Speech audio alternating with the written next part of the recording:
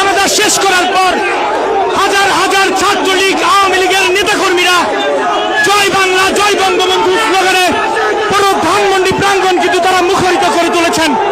আপনাদেরকে একটু দেখাতে চাই যে এই মুহূর্তে পুরো ধানমন্ডি প্রাঙ্গণ কিন্তু আওয়ামী লীগ ছাত্রলীগের হাজার হাজার নেতাকর্মীদের স্লোগানে স্লোগানে তারা পুরো ধানমন্ডি প্রাঙ্গণ কিন্তু প্রকম্পিত করে তুলেছেন।